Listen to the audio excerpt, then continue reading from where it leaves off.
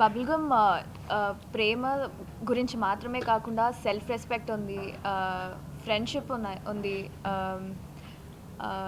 పేరెంట్స్కి చూపించే లవ్ ఉంది. చాలా బాండింగ్స్ యూనిక్గా చూపించారు. సో ఖచ్చితంగా 29th చూడాలి మీరు ఖచ్చితంగా.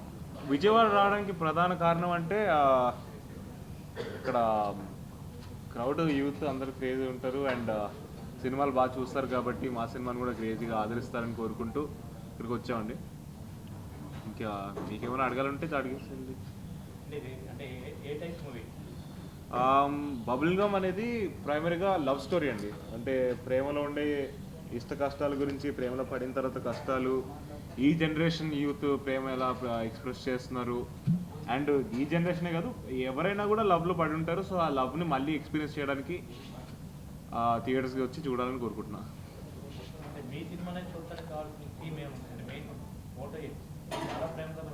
ఎగ్జాక్ట్లీ.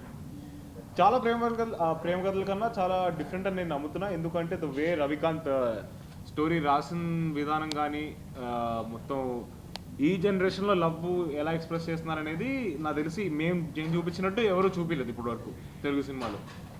అండ్ చాలా రిలేటబుల్గా ఉంటుంది. అండ్ ఒక అంటే ప్రేమలో పడిన తర్వాత ఫస్ట్ అంటే తీయగా ఉంటుంది, చాలా హాయిగా ఉంటుంది. తర్వాత మెల్లిమెల్లిగా కష్టాలు వస్తూ ఉంటాయి, ఇద్దరి మధ్యలో విభేదాలు వస్తూ ఉంటాయి.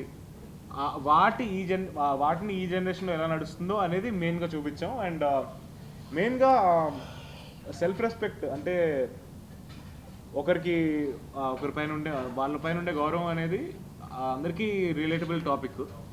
అండ్ దానిపైన కూడా చాలా టచ్ చేస్తాం. ఎందుకంటే ట్రైలర్లో చూసినా కూడా, మీరు దేంట్లో చూసినా కూడా ఆ టాపిక్ ఉంది. అంటే మీకు ఒకరిపైన ఉండే సెల్ఫ్ రెస్పెక్ట్, ఒక మనిషి పైన వాళ్ళకి అది చాలా ఇంపార్టెంట్ అనేది, అది కూడా ఒక టాపిక్ సినిమాలో చూపించింది. సో దాని గురించి థియేటర్స్కి రావాలని నేను కోరుకుంటున్నాను.